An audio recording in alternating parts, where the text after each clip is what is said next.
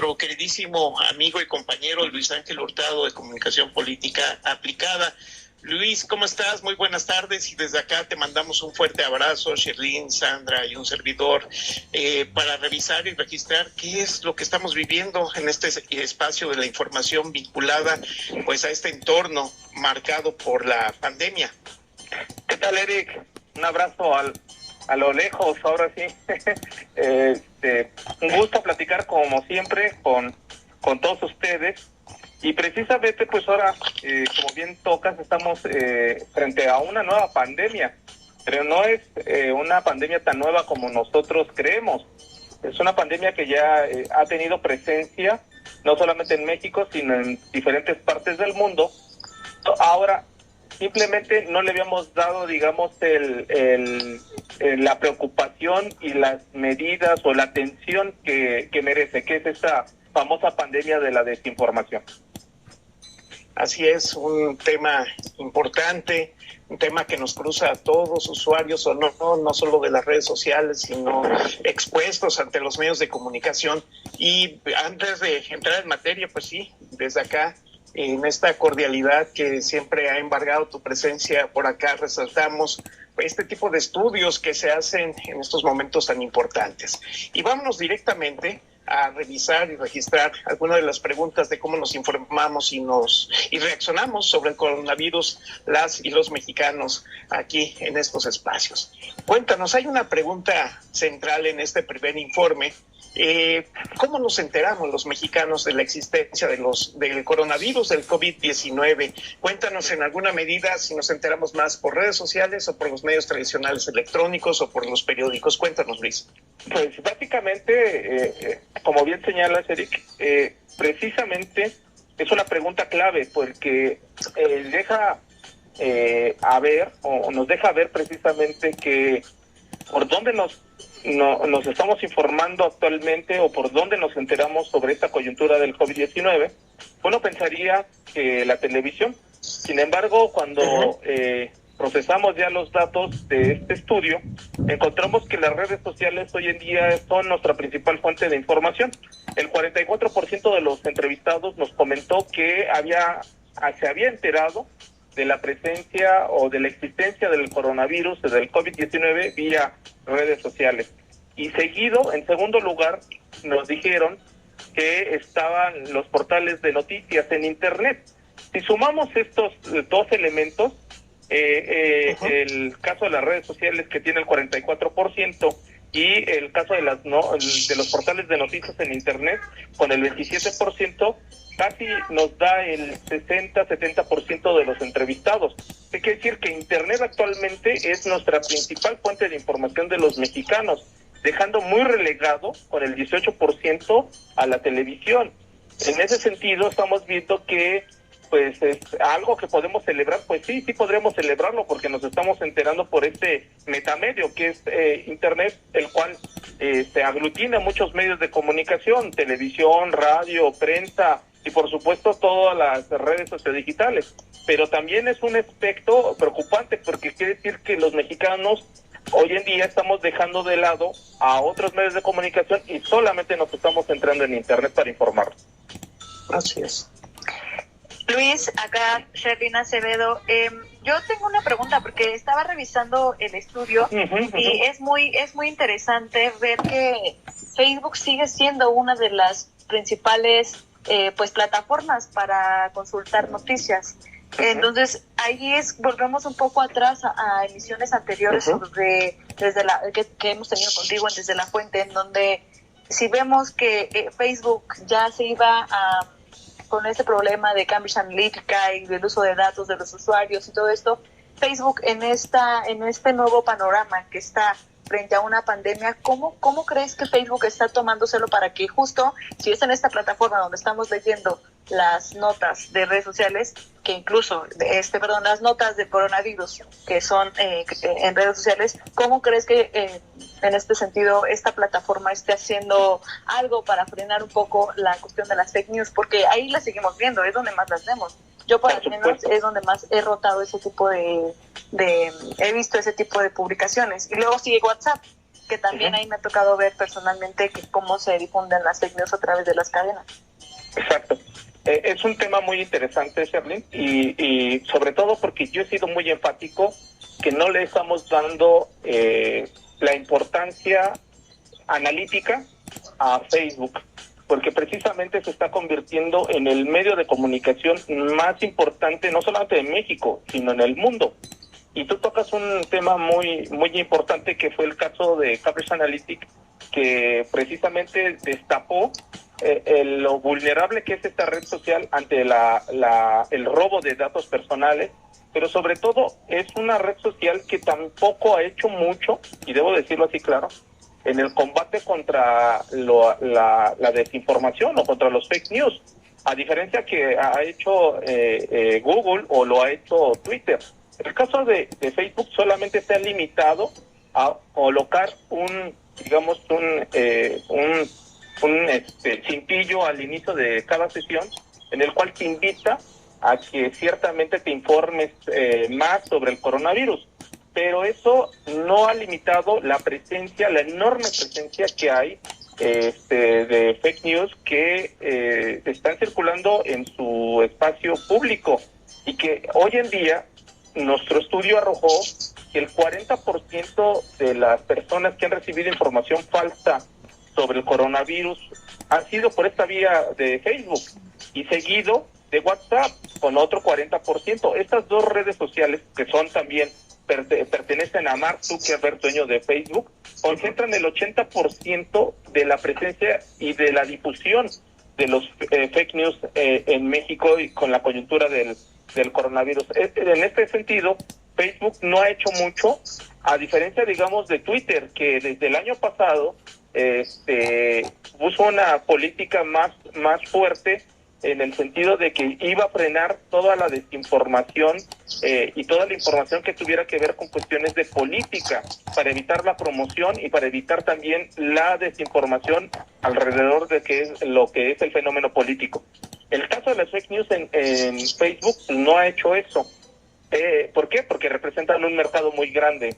Muchas personas, sobre todo los generadores de fake news, pagan para que sus noticias lleguen a más personas, y lo pautan en esta red social digital, y lo cual pues representaría pues una pérdida enorme de millones de dólares a esta red social digital. Sí, es muy lamentable, y le tenemos que dar mucho énfasis y mucho seguimiento al papel que está jugando actualmente Facebook, porque también en sus políticas de evitar la desinformación, ha habido muchos casos de personas que han hecho trabajo de verificación de fake news y de corroborar datos sobre el coronavirus, que les han suspendido sus cuentas arbitrariamente. Ni siquiera les han avisado, de la noche a la mañana o en un rato, en un instante, sus cuentas han sido bloqueadas en Facebook por razones que supuestamente están frenando la desinformación y el combate a las fake news. O sea, también hay que ver ese otro rostro de Facebook, que realmente si está atacando o no a las fake news, o realmente también está poniendo otras políticas que no le convienen hoy en día a la discusión del espacio público digital.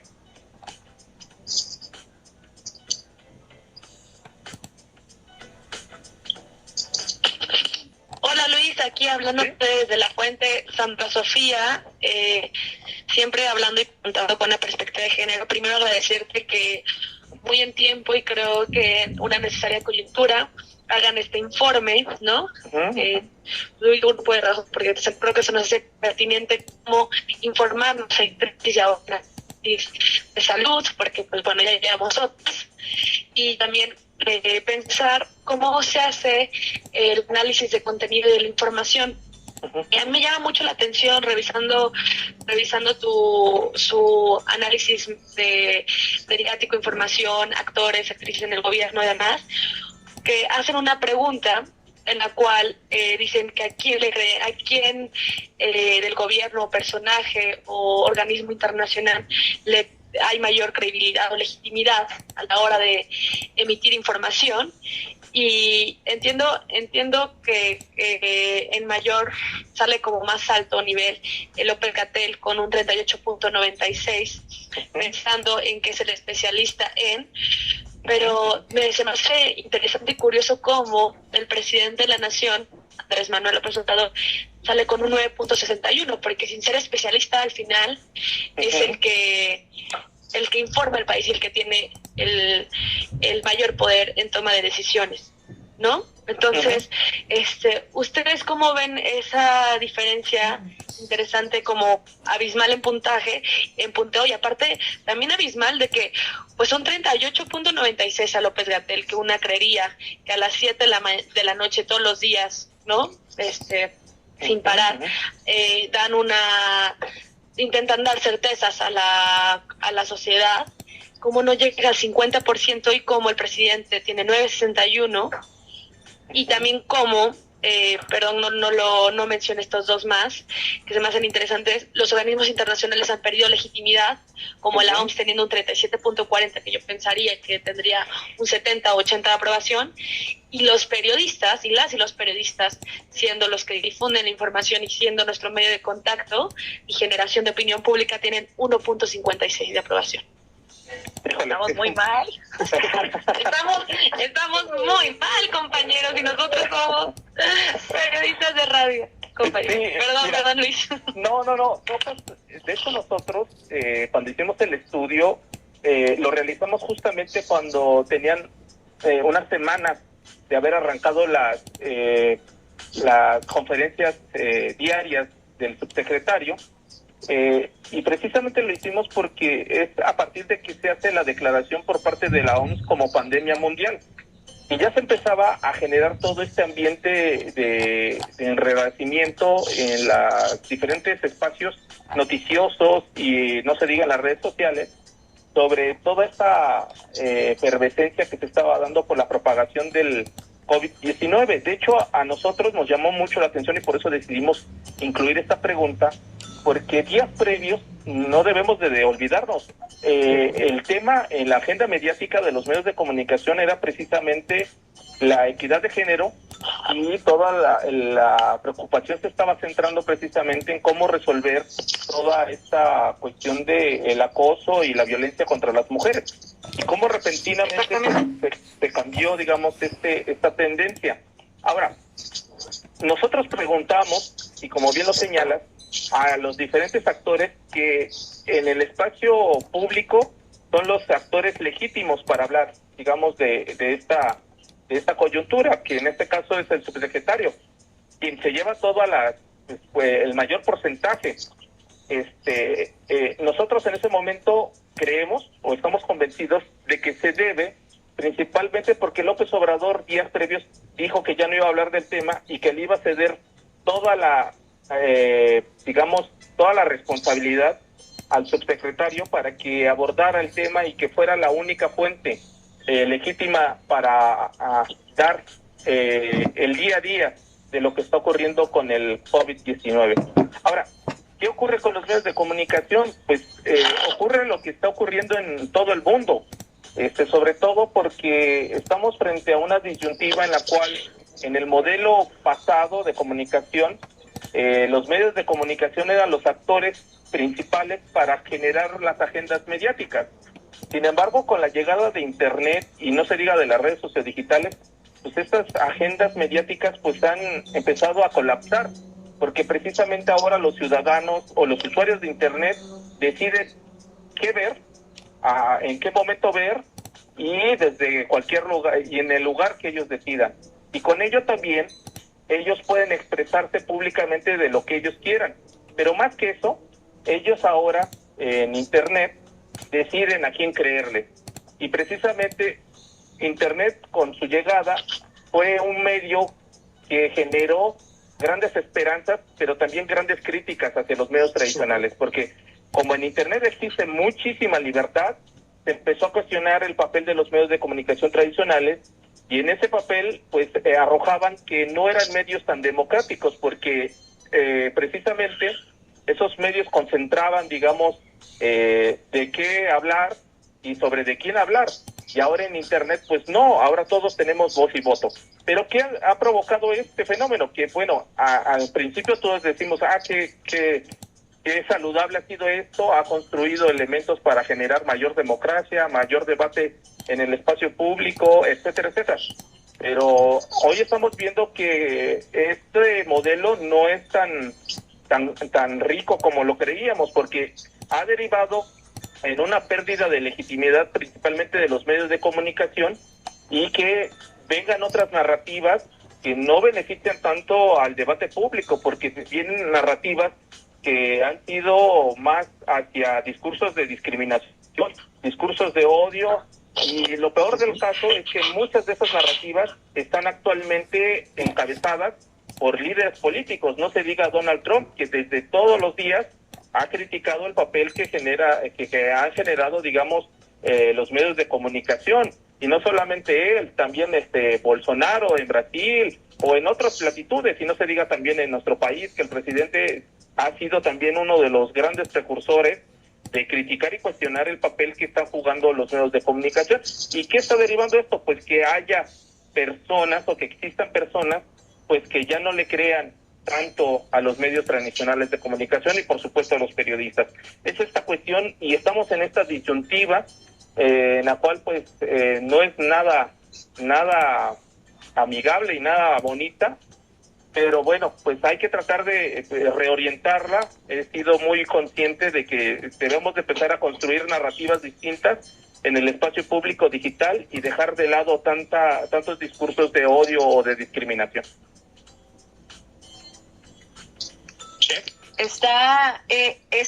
Hay otro apartado que nos está llamando la atención, que estamos aquí compartiendo justo en el chat.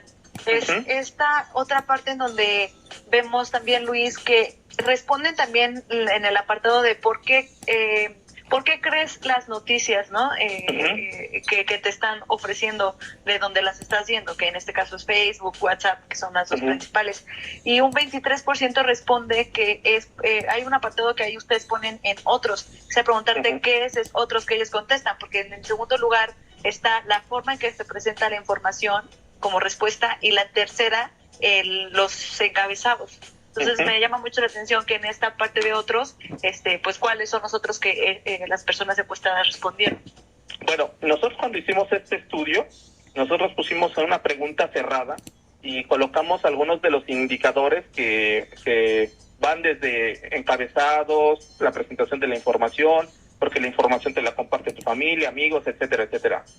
En el otro está todo aquello que la ciudadanía al momento de contestar no estaba, digamos, encasillado en esta batería de preguntas.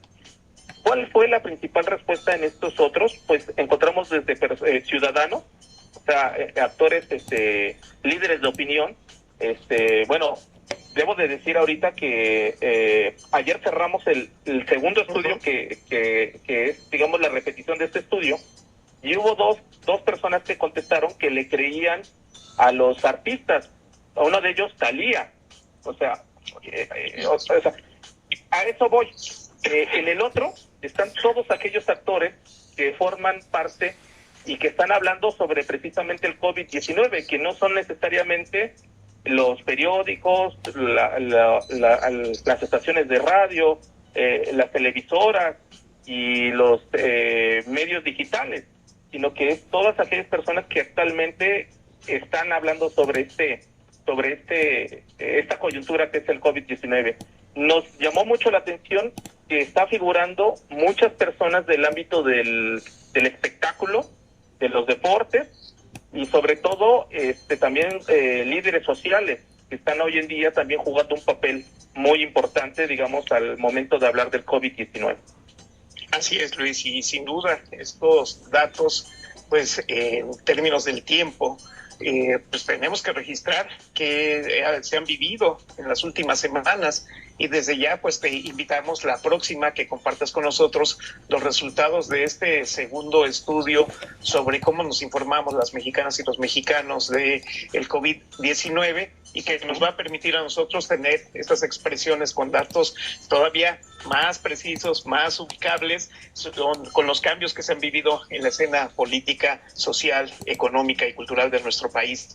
Luis, muchísimas gracias por estar con nosotros aquí desde La Fuente, que es tu espacio, siempre lo ha sido, y desde ya nuestro agradecimiento por estar con nosotros. No, al contrario, les envío un fraternal saludo, y para mí, como siempre, es un honor estar con ustedes y con gusto yo la siguiente semana les comparto ya los resultados de este segundo estudio, el cual pues ya arroja elementos más actuales sobre todo lo que estamos viviendo, y ya incluimos un apartado que no habíamos incluido en este estudio, que tiene que ver precisamente cómo estamos utilizando también Internet en esta cuarentena, y que también pues debemos de darle un espacio para platicar sobre ello. Les agradezco mucho, les mando un fraternal saludo y abrazo. Muchas gracias. Muchas gracias. Ya estamos en el arranque de la segunda media hora, pero antes tenemos que hacer un breve corte con esta canción Just Another Girl de The Killers y regresamos aquí en Desde la Fuente.